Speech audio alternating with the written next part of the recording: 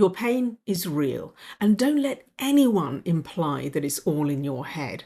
Whilst there's no single treatment that is effective for treating chronic or persisting pain, often it's a mix of approaches that is unique for each person that can be most beneficial. So that might be yoga or movement, or yoga or mindfulness, or maybe cognitive hypnotherapy. Cognitive hypnotherapy treats you, the unique person, not just your diagnosis.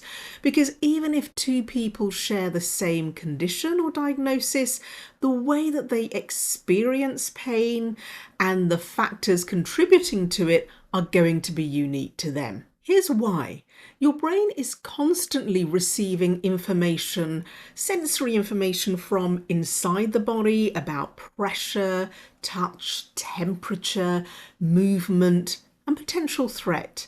And also from the external environment, things you can see, hear, sense, smell, taste, and who you're with, for example, and your general state. What else is going on in your life? Other stresses, perhaps. All of that incoming information is then assessed by the brain to find a match against that incoming information and past experiences, what this sort of information has meant before, or what it thinks it means based on what it's seen in other people. Your beliefs around your symptoms, how it impacts your life, and the things that you want to do, the things that you value, what you believe about the pain, anticipation of what might happen, whether you feel supported.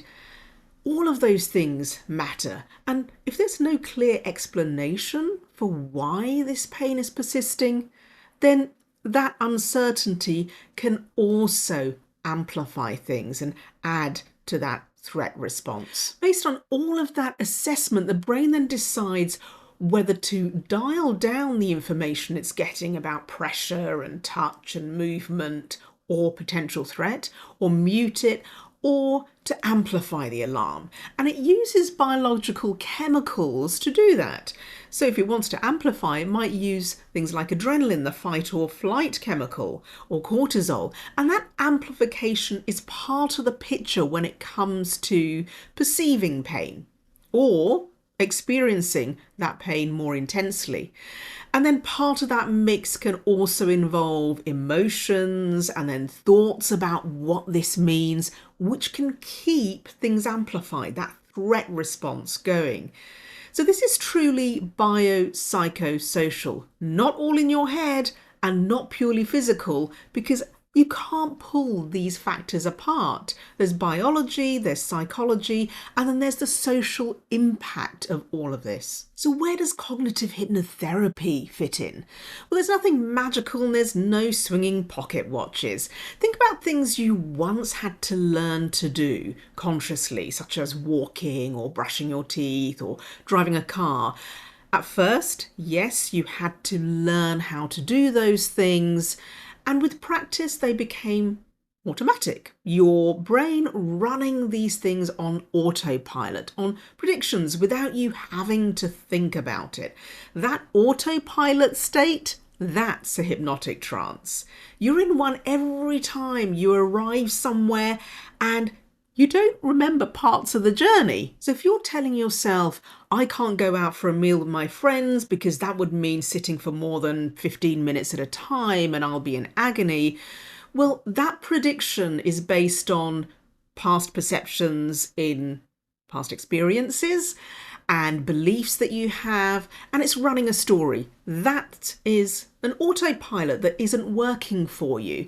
And in a way, cognitive hypnotherapy is dehypnotizing you from exactly that. So cognitive hypnotherapy looks at all of this bigger picture, habits, beliefs, stress, avoidance, whatever is feeding that threat response and perhaps amplifying things.